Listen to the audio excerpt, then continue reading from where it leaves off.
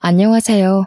저는 부족한 것 없이 남들 하는 만큼 누리고 자란 30대 기혼녀입니다. 저는 딱 나이 30되는 해에 좋은 남자를 만나 결혼을 하게 되었는데요. 사연의 흔한 내용들처럼 좋은 남자인 줄 알고 결혼했다가 현재 약간 결혼에 대한 회의감을 느끼고 있다고 말씀드리고 싶습니다. 그러나 다른 사연과 조금 차이가 있는 부분이 뭐냐 하면 남편의 실망스러운 모습이 저를 향한 게 아니라는 거죠. 무슨 말씀이신지 당장 이해하기 어려울 수도 있겠네요. 지금부터 제가 입장을 어떻게 두면 좋을지 한번 보고 판단해 주시겠어요? 제 남편은 수도권의 대학을 나왔으나 이름 모를 곳이라 직장 스펙에 그리 큰 도움이 되지 않았고 원래부터 공부에 관심이 없어서 대학 졸업하자마자 곱창집을 창업해 장사를 시작한 사람입니다. 반면 저는 남편과 달리 명문대 졸업에 유학까지 다녀온 미대생이었어요. 친구가 맛있다며 데려가준 가게로 오랜만에 곱창을 먹으러 갔다가 남편을 알게 되었습니다. 그때 친구랑 남편은 학교 선후배 관계로 서로 아는 사이였고 저와 친구는 고등학교 친구였죠. 그날 처음 남편을 보게 되었는데 인상이 나쁘지 않았습니다. 그런데 남편도 저를 좋게 봐줬는지 제 친구한테 저를 소개해달라고 했다는 겁니다. 저는 남편이 주는 진실된 마음과 바른 태도가 나쁘지 않아서 한 달 만나다가 연애를 시작하게 되었어요. 남편은 제가 아닌 다른 여자는 쳐다도 안 보더군요. 제가 남자에게 함부로 마음을 내주는 해픈 여자가 아닌데도 남편에게 흔들릴 만큼 남편은 근 3년간 한눈 안 판 적이 없습니다. 제가 봤던 남자들 중 가장 신뢰도가 높은 남자였죠. 제가 당시 나이 30이 되기도 했고 그만 결혼할 배우자를 염두하고서 연애를 하고 있었거든요. 남편은 그런 제 생각을 알고 제게 더 잘해주는 것도 있었어요. 남편이 내내 저보고 결혼하고 싶다고 몇 마디 말을 흘린 적이 많았는데요. 아마 남편을 좋게 본 제 마음과 남편의 끊임없는 구애가 합쳐져 결혼이란 현실을 결정하게 되어버렸는지도 모르겠네요. 그렇다고 남편이 결혼하고서 변한 게 아닙니다. 남편은 연애 때나 결혼 후나 마찬가지로 제게 진심을 보였어요. 결혼하기 전 시댁 식구들과 밖에서 외식을 한 적이 있었거든요. 남편이 얼마나 제 자랑을 해놨는지 시댁에서 저를 엄청 예뻐라 하는데 그게 좀 쑥스럽고 민망하더라고요. 사돈들께서 딸 하나 정말 귀하게 키우셨다. 손이 어쩜 이렇게 고우니? 미수라는 애들은 보통 이렇게 다 고운가? 아니면 교수 되는 사돈 댁에서 딸이라고 엄청 관리를 해준 거야? 애 부담스럽게 뭘 자꾸 사돈 얘기를 해. 그래도 부족한 것 없이 자랐으니 참 똑똑하고 야무지게 살겠어.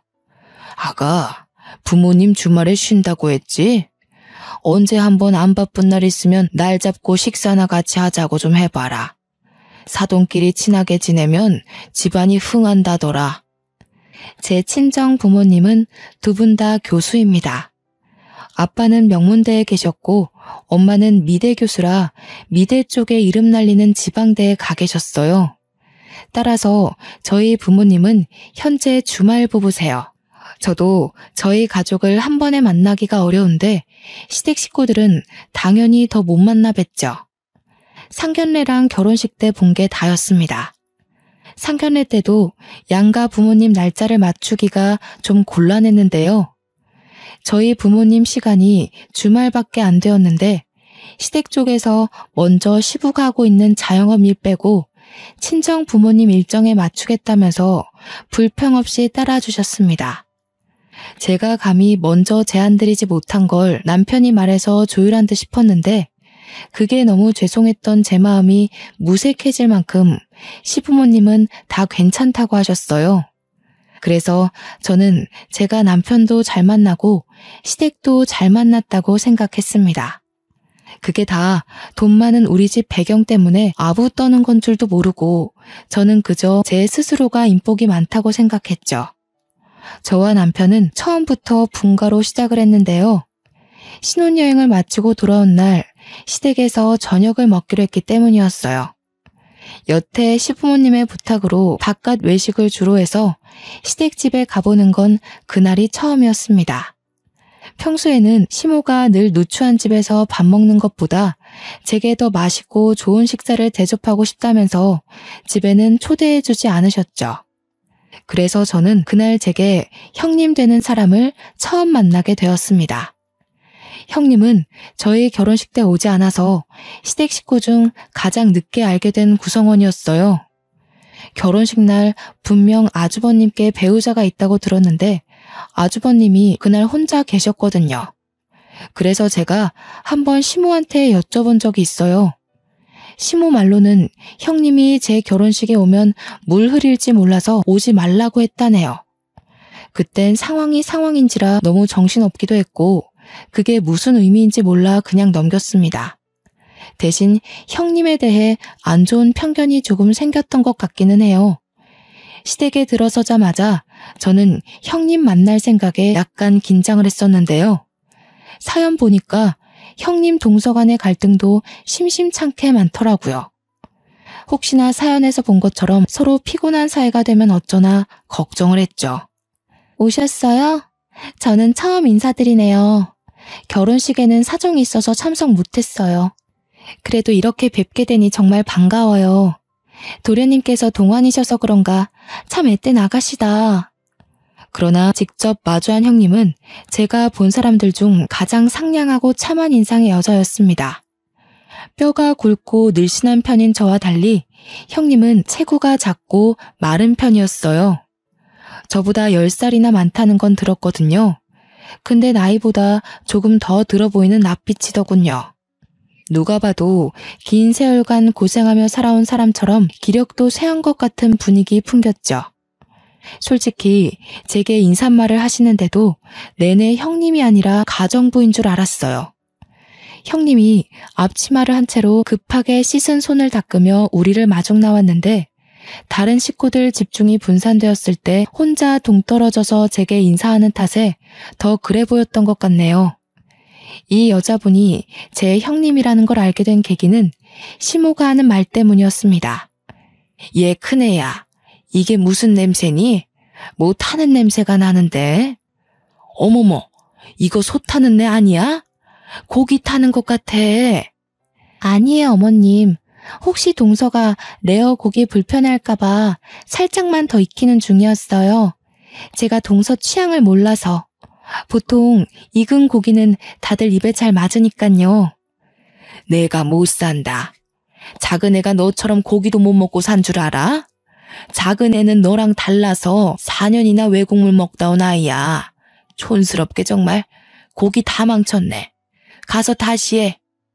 제가 보기엔 시모가 형님을 대하는 태도가 가족이 아니라 가정부를 대하는 것 같은 모습이었습니다.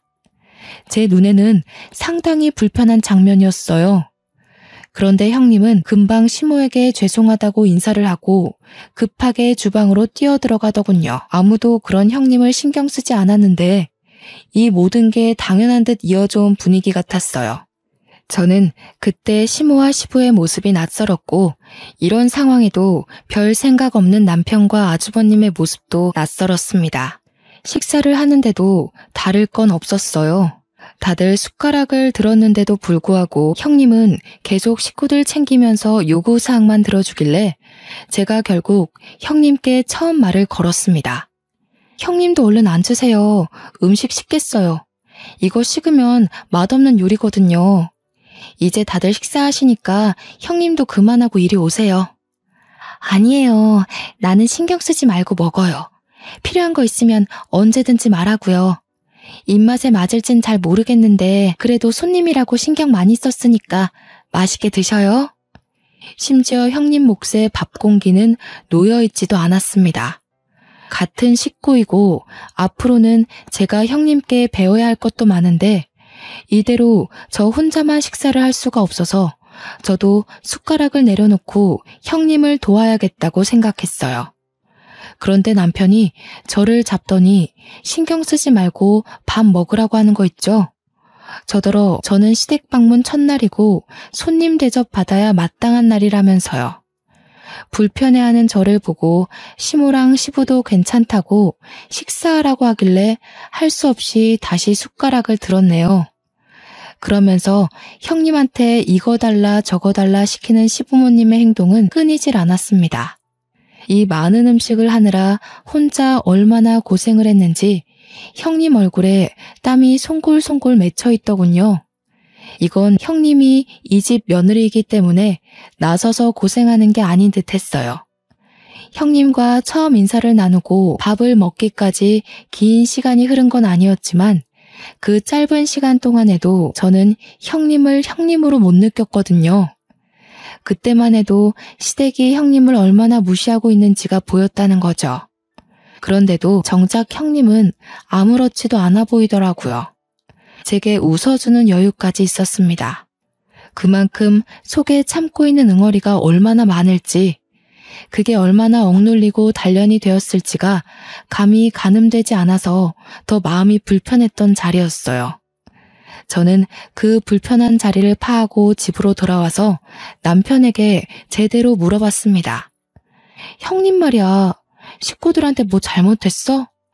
이런 말 어떻게 들릴지는 모르겠는데 내 눈에는 왜 그렇게 식구들이 형님을 미워하는 걸로 보이지?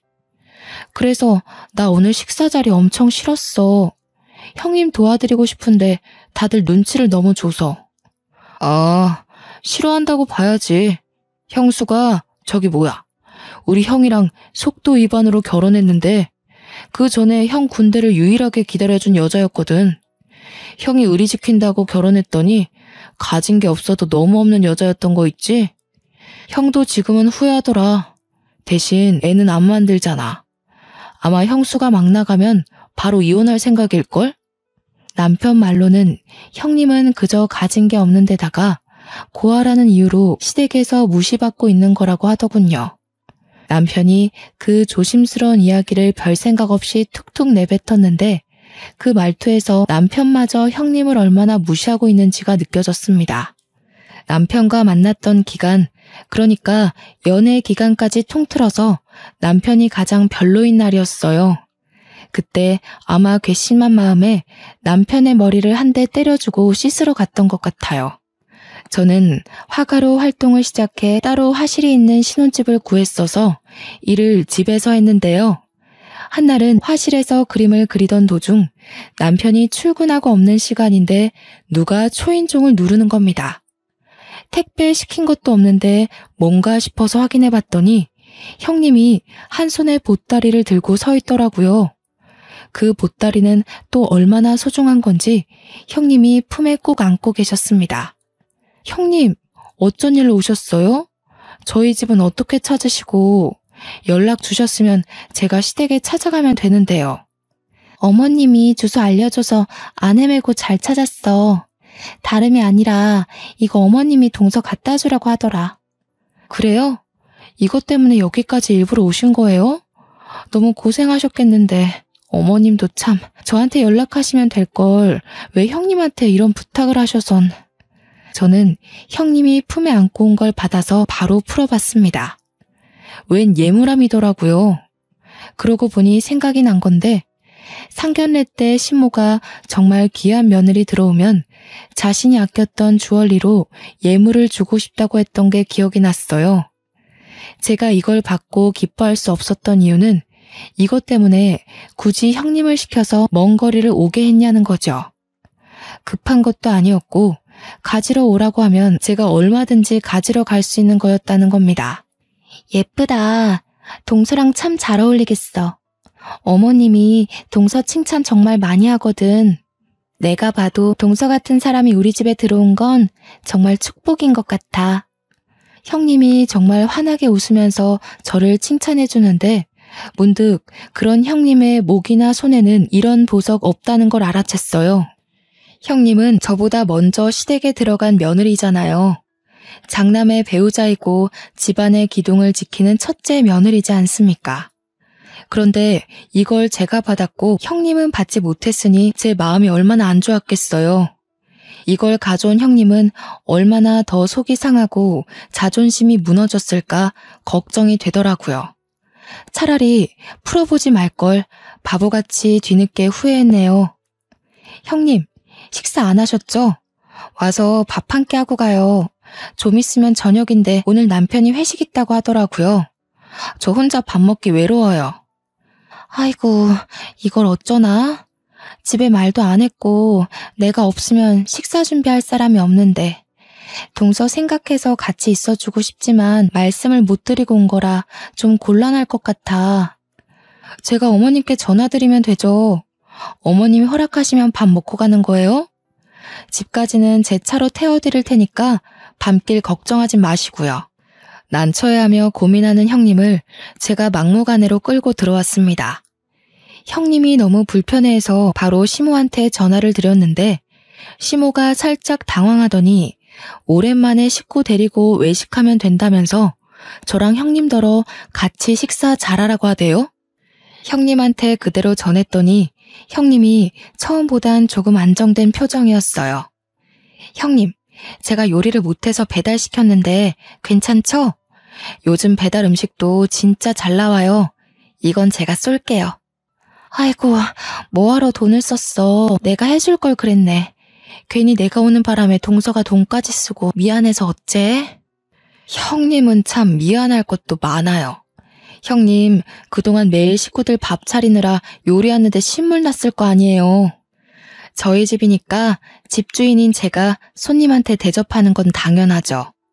형님이 너무 고마워하면서 제 두 손을 잡아주는데 나이 40대 손치고는 많이 거칠어서 안타까웠습니다. 저희 집안에는 아직 신혼이기 때문에 저와 남편의 웨딩 사진이 참 많았는데요. 형님한테 집 구경을 시켜주려 한 걸 어쩌다 보니 웨딩 사진 앞에서 한참이나 서 있었어요. 형님이 그걸 유독 좋아하시는 것 같아 자리를 뜨기도 애매했죠. 사진 하나하나를 진정성 있게 봐주시는데 옆에 서 있던 저는 쑥스러운 마음에 형님 옆에 가서 괜히 툴툴거려 보았습니다. 저 이 사진 때문에 한 일주일은 굶다시피 했거든요. 얼마나 배고팠는지. 촬영 끝나자마자 폭식했다니까요. 그래도 너무 예쁜걸. 얼마나 행복했을까. 그래, 결혼은 이런 거였지. 나도 한때 우리 남편이랑 좋은 시간이 있었는데. 형님 웨딩 사진도 보여주세요. 보고 싶어요.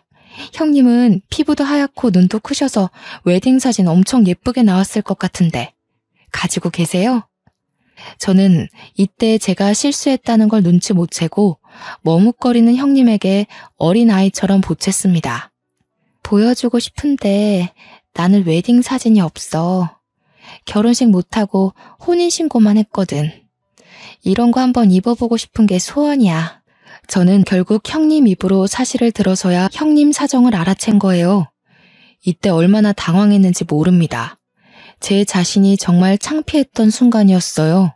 웨딩드레스 입은 모습이 너무 부러워서 그렇게 빤히 보고 계셨는 줄도 모르고 바보같이 형님한테 상처를 줘버린 셈이라고 생각했죠. 저는 뒤늦게나마 죄송하다고 사과를 했더니 형님은 그저 웃으면서 괜찮다고 하더군요. 얼른 형님을 데리고 화실을 구경하러 갔습니다.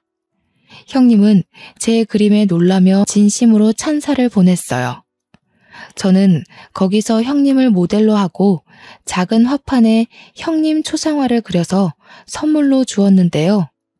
형님이 세상을 다 가진 얼굴로 기뻐하는데 그 모습을 보니 저까지 기분이 좋아지더라고요. 무엇보다 제 그림을 소중히 생각해주는 형님의 태도에 감동을 받았습니다. 밥을 먹고 형님을 시댁 앞까지 태워다 줄 때만 해도 저는 형님의 외로움을 조금이나마 달래주지 않았나 싶어서 뿌듯했어요. 그러나 다음날 시부모님의 부름에 남편보다 먼저 시댁에 도착한 저는 형님의 얼굴을 보고서 제가 형님한테 큰 실수를 했다는 걸 깨달았습니다. 형님 볼 한쪽에 손톱으로 긁힌 것처럼 상처가 있는 거 아니겠어요? 형님한테 얼굴이 왜 그러냐고 하니까 그저 별일 아니라고 하며 여느 때처럼 웃기만 했는데 어딘가 모르게 형님 표정이 음울해 보였어요. 그러던 중 방에서 시모가 나왔는데요. 저를 발견한 시모가 썩히고 있던 얼굴을 활짝 펴더군요. 그때 형님은 급히 자리를 피했습니다. 우리 아가 언제 왔니? 미리 도착했구나. 참 예의도 발라. 왔으면 앉지 않고 뭐하러 서 있었어? 네, 방금 와서 형님이랑 인사 나누느라. 그런데 어머님, 형님이 좀 다친 것 같아요. 얼굴이라 흉지면 안 되는데 말 좀 해주세요. 내버려 둬라. 주제도 모르고 집을 오래 비웠으니 대가가 어떤지는 톡톡히 알아야지. 아가 넌 신경 쓸 거 없다. 그리고 웬만하면 큰애한테 뭐 사주고 그러지 마라. 버릇돼. 보니까 제가 어제 밥 먹고 가라고 붙잡는 탓에 형님은 집에 늦게 들어왔다고 시모한테 따귀를 맞은 거였어요. 그런데도 시모는 눈 하나 깜짝 안 하고 당연한 일상처럼 말을 하는데 순간 소름이 돋는 겁니다.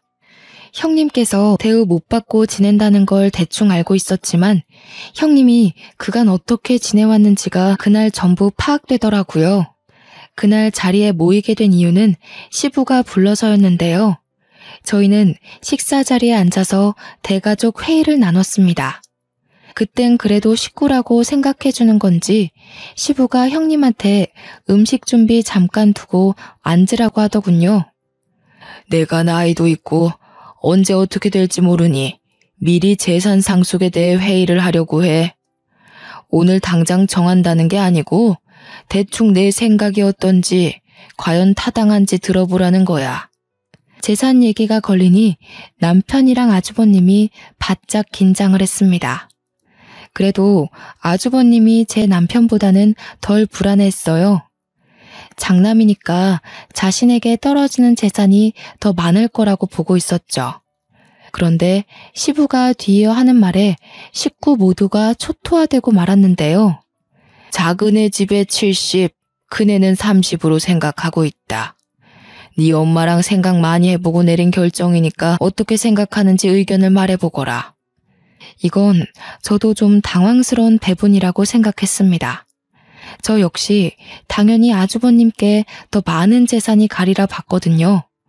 아니나 다를까 식구들 중 아주버님이 가장 난리가 났어요. 말도 안 돼요.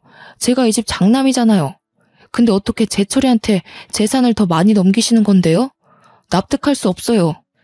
제자리 걸음하는 가정에 투자 많이 해주면 뭐 하겠냐. 미래가 창창한 제철이 부부한테 투자하는 게 합당하지. 작은 며느리의 집안을 무시할 수가 없구나. 시부는 듣기 불편하게 저희 부부와 아주버님 부부 재력을 비교했는데요. 그래서 더 난리 난 거죠. 아주버님께선 재산일로 서운한 건 알겠는데 그 화살이 전부 형님에게 돌아간 거 아니겠습니까? 당신은 대체 나한테 도움이 되는 게 뭐야? 가진 게 쥐뿔도 없으면 남편 발목이라도 잡지 말아야지. 내가 왜 당신 때문에 재산도 못 받아야 하냐고. 내가 장남이 돼서 길을 한번 못 펴. 와이프 자리가 수준 떨어져서 어디 나서기가 쪽팔려 죽겠어. 아주버님이 화나서 퍼붓는 원망에 형님은 그만 눈물을 보였습니다.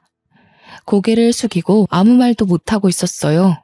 긴 세월 동안 의지되는 사람 없이 혼자서 이 지옥 속에 살아왔을 텐데 얼마나 힘들었겠습니까? 제가 다 마음이 괴로워서 저까지 눈물이 찔끔 나더군요. 근데 여기서 저를 정말 화나게 했던 건 아주버님의 횡포를 지켜만 보는 식구들이었습니다. 다들 형님을 향해서 혀만 끌끌 차고 있는 거 아니겠어요? 결국 보다 못한 제가 목소리를 높이며 나섰어요. 됐어요, 아버님. 저희 그깟 재산 없어도 잘 먹고 잘 사니까 그냥 아주버님 다 드리세요. 그리고 아주버님, 아무리 화나도 그렇지 형님한테 어쩜 그러실 수가 있어요? 너무 무례하신 거 아니에요? 아주버님께선 형님 없었으면 장남 노릇도 못했어요.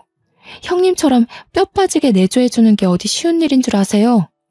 제 말에 다들 당황해서 가만히 있는 걸 외면하고 저는 형님을 일으켜서 제 자리를 벗어났습니다. 형님한테 방을 알려달라고 해서 갔더니 아주버님과 각방을 쓰고 있는 걸로 모자라 보일러도 안 들어오고 장판이랑 옷 몇 벌 있는 게 다인 방이었어요. 제가 정의 사도는 분명 아니거든요.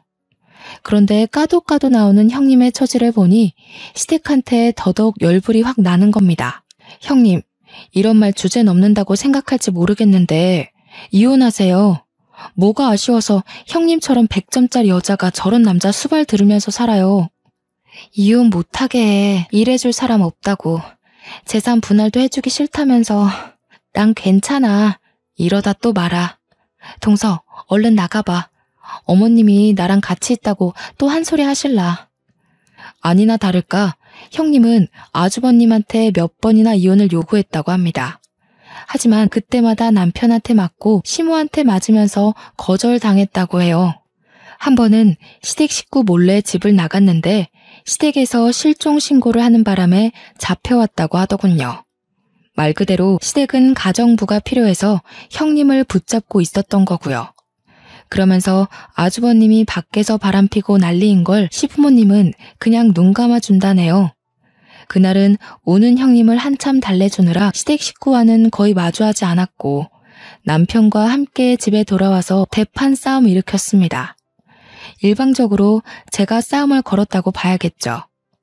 자기 이것밖에 안 되는 사람이었어? 나 정말 실망했어.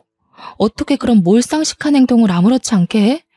당신이 이런 사람인 줄 알았으면 나 이 결혼 안 했어. 왜 그래? 형수 일에는 신경 쓰지 말라니까. 원래 저렇게 살아온 사람이야. 고아라서 문제될 것도 없고 어디 신고할 용기도 없는 여자야. 뭐라고? 자기 정말 최악이었구나. 내가 형님처럼 가진 거 없는 여자였어도 그랬겠네?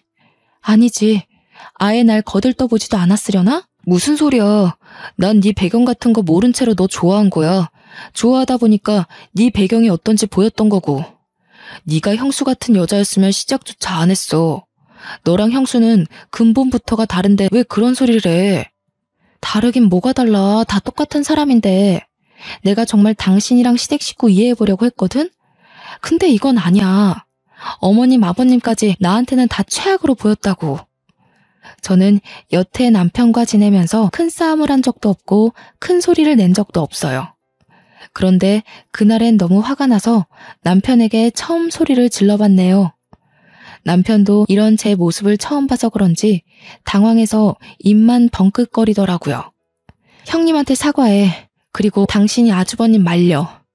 우리가 시댁 재산 포기할 테니까 아주버님 보고 앞으로 정신 똑바로 차리라고 해. 뭐?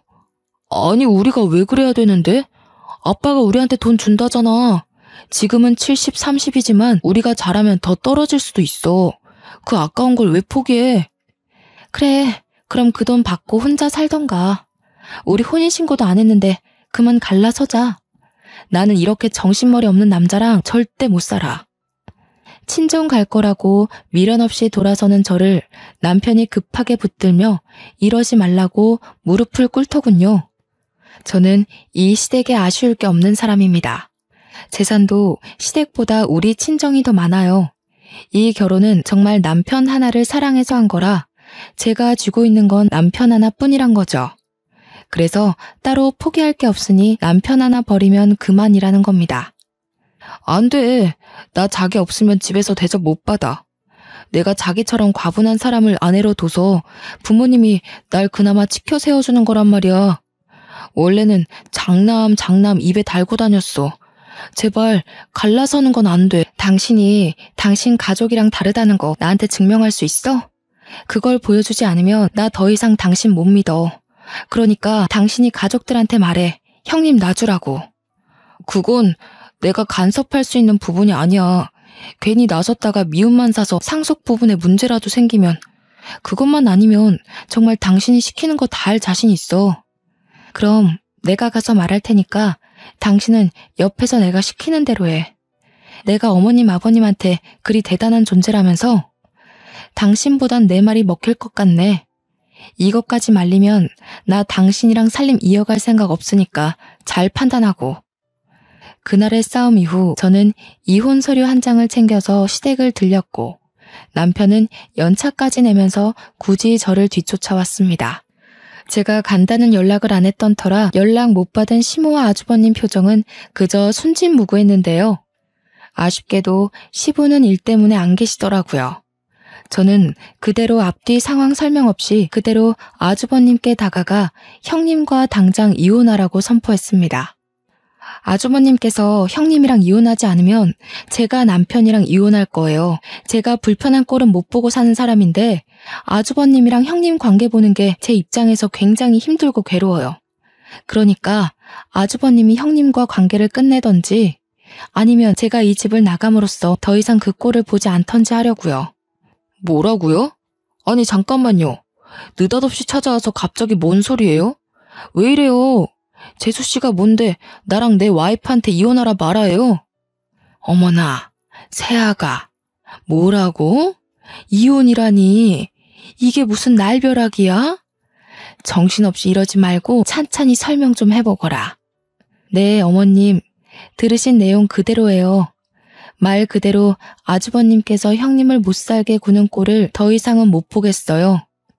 형님이 이 집에서 나가던 제가 나가던 오늘 결판 내려고 찾아왔으니 어머님도 협조해주세요. 주방에서 숨죽여 듣고 있던 형님은 어느새 눈물을 흘리고 있었습니다. 저는 그런 형님을 밖으로 데리고 나와서 시모와 아주버님을 다시 마주했어요. 그리곤 가방에 챙겨온 이혼 서류를 내밀었죠. 어머님, 아주버님, 이제 말씀해보세요. 여기에 제 도장 찍을까요? 아니면 형님 도장 찍을까요? 시모는 크게 당황했습니다. 저도 포기할 수 없고 형님도 포기할 수 없어서 곤란해하는 게 다 느껴질 정도였죠. 아가, 도대체 왜 이러는 거니? 우리가 언제 큰애를 괴롭혔다고 그래? 큰애는 이 집에 들어올 때부터 이렇게 살림하면서 지냈어. 직장을 안 다니니 며느리로서 집에서 집안일 하는 건데 그걸 왜 자꾸 신경 써? 어머님, 그거 아세요? 해놓고 안 했다고 하는 건 거짓말이잖아요. 근데요, 해놓고도 모르는 건 그냥 사악한 거예요. 제가 오죽하면 어머님께 이렇게까지 말하겠어요. 이 여자가 진짜? 재수씨, 지금 뭐라고 했어요? 집에 돈 좀 있다고 이렇게 어른 막대해도 되는 거예요? 여보, 우리 이혼해야겠다. 어머님이랑 아주버님은 우리가 이혼하길 바라나 봐. 내가 자기 도장 챙겨왔거든? 빨리 찍어. 안 돼. 뭐해, 형. 빨리 도장 가져와서 찍어. 형수도 얼른 도장 챙겨와요. 나 진짜 와이프랑 이혼하게 되면 이 집 가만 안 둬. 제가 도장을 찍으려 하자 그제서야 시모도 황급히 소리치며 제 손을 막았습니다. 형님한테도 빨리 이혼 서류 작성하라고 재촉하더군요. 그 길로 저는 형님 짐까지 챙겨서 그 집을 나왔어요. 부동산에 일하는 아는 지인을 통해서 형님이 당분간 지낼 만한 곳을 알아보고 단기 계약을 마쳤죠. 동서, 이렇게까지 안 해줘도 되는데 내가 너한테 피해를 준 건 아닌가 몰라. 집에서 어떻게 감당하려고 나섰어. 나는 정말 무시해도 되는 사람인데. 세상에 무시해도 되는 사람이 어딨어요? 저는 잘못된 걸 잘못됐다고 알려줬을 뿐이고 그걸 따지고 든다면 저도 그 집이랑 가족하기 싫어요. 솔직히 저도 부모님한테 시댁꼴이 이렇다고 말하기 창피해서 참아주는 거예요. 그날 형님이 홀로 안 좋은 생각을 할까봐 저는 저녁까지 같이 먹고서 헤어졌습니다. 마지막에 작별할 때는 형님이 자기 방보다 좋은 데 구해줬다고 고맙다며 웃는 모습을 보고 나왔네요. 그렇게 형님은 아주버님이랑 합의 이혼을 하게 되었고요. 재산을 나눌 게 생각보다 많아서 형님한테는 여러모로 득이 되는 이혼이었습니다. 이 사실을 몰랐던 시부는 열을 내면서 아주버님을 앉혀놓고 쓴소리를 많이 했나 보더라고요. 그러면서도 이 문제를 일으킨 원흉, 저를 따로 부르진 않으셨어요. 식구끼리 함께 만나는 자리가 있더라도 시부는 그것에 대해 따로 말을 붙이지 않았고요. 시댁은 제가 한바탕 업고 난 이후 분위기가 좀 바뀌었습니다. 형님을 괴롭혔던 것처럼 제게 똑같은 화살이 날라왔다는 게 아니라 저를 눈치 보기 시작했다는 거예요. 제 입으로 이런 말하기 민망하지만 저를 놓치지 않으려고 애쓰는 모습들이었어요. 그래서 제 이혼은 일단 보류하기로 결정이 되었고요. 대신 남편을 통해서 시댁 모두에게 경고는 해줬습니다. 한 번만 더 사람 인격 함부로 모독하면 가차없이 이혼하겠다고, 2번 넘어가주는 일은 없을 거라고 했어요. 남편이 그대로 시댁에 전했다고 했더니 시댁 식구들이 그 뒤부터 제 앞에서 함부로 입도 뻥끗 못하더라고요. 그렇게 몇 년이 흘렀을까요? 저는 형님과 계속 연락하며 지내고 있었는데요. 제가 형님께 반찬 가게 하나를 차려줬는데 형님은 평소 훌륭하던 요리 솜씨 덕분에 매출이 3달 만에 급등하여 바쁜 하루를 보내는 중이더라고요. 그리고 제가 형님을 이혼시킨 거니 저도 어느 정도 책임을 느껴서 공짜로 가게 차려준 거거든요. 그런데 형님이 자꾸 돈을 갚으려고 하는 거 아니겠습니까? 안 받으려고 끝까지 버티고 있었는데 한날 형님 가게에 놀러 갔다가 받은 봉투 더미 때문에 할 수 없이 형님한테 지고 말았죠. 진짜 너무해요. 제가 형님한테 돈 받으려고 가게 차려준 줄 아세요? 이러면 제가 생색내는 사람 같잖아요. 저 속물 아닌데. 생색 좀 내줬으면 좋겠네. 내가 누구 덕에 팔자를 폈는데. 보답하고 싶어도 받아야 할 사람이 통 마음을 안 열어주니까 내가 갚아줄 기회가 없잖아. 이렇게 빚지고 갚고 해야 나도 돈 모으는 재미가 있을 거 아니야. 받아줘. 형님 솜씨를 알고 있던 저는 가게 매상이 좋을 거라고 예상하고 차려준 장사거든요. 제가 예상한 대로 반찬 가게 매상액이 상당히 좋았고 저는 단지 그게 기뻤을 뿐인데 형님은 내내 저에게 빚을 졌다고 생각하고 있었나 보더라고요. 제가 이 두둑한 봉투를 받는다고 해서 형님 살림에 큰 영향이 되는 건 아니었어요. 이 봉투만으로도 벌써 제 돈을 거의 다 갚은 상태나 다름없었죠. 그럼에도 불구하고 이 돈을 받는 것이 영 불편했던 저는 그 순간 정말 기특한 아이디어 하나가 떠올랐습니다. 형님 가게에 잠깐 브레이크 타임을 걸어놓고 형님을 데리고 외출을 했어요. 형님이 어디 가냐고 가게 문 오래 닫은 적 없는데 손님 와서 그냥 가면 어떡하냐고 오만 걱정을 다 했으나 저는 무작정 형님을 이끌기만 했죠. 그러다 목적지에 도착했을 때 형님은 한 물건을 보고 더 이상의 근심 걱정을 끊어버렸습니다. 제가 데려간 곳은 바로 웨딩샵이었거든요. 형님이 웨딩드레스 한번 입어보는 게 소원이라고 했던 말이 떠올라서 형님께 받은 돈으로 웨딩드레스를 빌려 사진을 남겨주려고 했던 거예요. 동서, 이게 뭐야? 왜 나를 이런 곳에 남사스러워. 나는 이미 이혼했잖아. 그리고 다 늙은 사람이 이런 옷 입으면 가게에서도 안 좋아해. 형님, 요즘 세상이 어떤 세상인데요. 웨딩샵 오는 고객 연령대 엄청 다양해요. 그리고 요즘은 결혼은 하기 싫은데 웨딩드레스는 입고 싶어서 빌리러 오는 사람 많아요. 단순히 안심시켜주려고 한 말이 아니라는 건 웨딩샵 직원들을 통해서 증명이 되었습니다. 직원들도 민망해하는 형님이 편안한 마음을 가질 수 있도록 다양한 사진들을 보여주셨어요. 덕분에 형님은 드레스 한번 입어볼 용기를 얻게 되었죠. 위에서도 말했듯이 형님이 피부가 정말 하얀 사람이에요. 그래서 그런가? 웨딩드레스를 입는데 하나하나 다 잘 어울리더라고요. 그중 형님이 좋아하는 드레스 하나를 골라서 우리는 바로 옆 스튜디오에서 촬영까지 하였습니다. 서로 미루기만 하던 돈으로 결제를 한 거라서 둘 다 미안할 게 없었어요. 직원 말로는 액자는 한 달 뒤에 받을 수 있다고 하더군요. 저는 사진 파일을 왕창 받아서 형님 휴대폰에 전송을 했고 예쁜 사진 하나를 골라 배경화면도 해드렸습니다. 형님이 자기 사진을 보고 눈을 못 떼고 있길래 일부러 더 칭찬하면서 형님 옆에 꼭 붙어 있었더니 형님이 울고 있다는 걸 그제서야 눈치채고 말았지 뭡니까. 내가 진짜 시댁에서 죽기 살기로 버틴 보람이 있나 봐.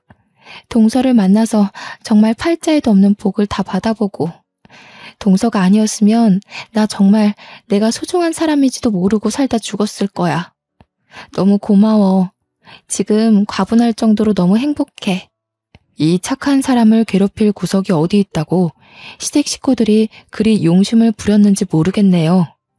체구 작은 사람이 어깨까지 들썩이며 눈물을 흘리는데 저는 그 자리에서 한참이나 형님을 안아줬습니다. 이 이후로도 계속해서 형님의 삶에는 더 큰 햇살이 들어서고 있어요. 아직은 형님의 마음이 추스르기까지 시간이 더 필요하겠지만 나중에 기회가 된다면 제가 형님에게 좋은 배우자 하나 소개시켜줄까 해요. 형님이 거지 같은 남편 만나서 고생하는 바람에 가족에 대한 두려움이 있더라고요. 그걸 극복할 수 있도록 해주고 형님께 정말 마음을 다 줄 수 있는 남편이 있었으면 싶거든요. 그리고 저는 여전히 이혼을 보류한 상태로 지내고 있습니다. 남편이랑 시댁이 더 이상 실수를 안 하고 있어서 딱히 갈등이 될 만한 일은 없네요. 시댁 집안 행사 때나 시댁을 방문하지 그렇지 않고서는 시부모님 얼굴 안 본 지도 오래됐어요. 참, 아주버님은 웬 유부녀랑 바람을 폈는지 유부녀 남편 쪽에서 아주버님을 소송했다고 하더라고요. 제 남편을 통해 소식만 전해 들었지 따로 찾아가 보지는 않았어요. 남편이 저한테 혹시 돈 좀 빌려줄 수 있냐고 하면서 말해준 내용이거든요. 당연히 돈은 안 빌려줬죠. 그 더러운 일에 관여하고 싶지 않았으니까요. 정말 제 남편만 아니었으면 그런 집안 벌써 연 끊었을 겁니다.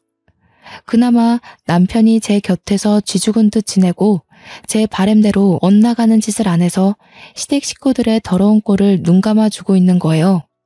가끔 제 부모님이 전화가 와서 어떻게 지내냐고 여쭤보시는데 그때마다 그동안 있었던 일들과 시댁 식구의 실체를 밝히고 싶어 입이 참 근질근질합니다. 저는 사람을 갑, 을로 계급 매기는 걸 정말 싫어하는데요. 시간이 지날수록 시댁에서 을짓을 자처하니 제가 이 집의 실세처럼 보이는 것 같아 불편할 때가 있어요. 시댁 식구들의 성향이 어쩔 수 없이 계급을 나누는 분위기더라고요. 이렇게 되어버린 관계를 과연 제가 무탈하게 풀어나갈 수 있을까? 살짝 그런 걱정이 되는 거 있죠? 어쨌든 그렇게 해서 저는 현재 위태로운 결혼 생활을 이어가는 중이라는 거예요. 다들 조심하고 있으니 아직은 이혼까진 생각지 않아도 되지 않나 싶어요. 저는 그저 착한 우리 형님이 다시 웃음을 찾을 수 있어서 그것만으로도 좋네요.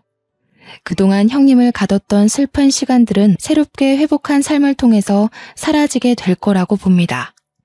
저는 우리 형님 미래를 계속 응원하고 지켜주는 관계로 지낼 생각입니다.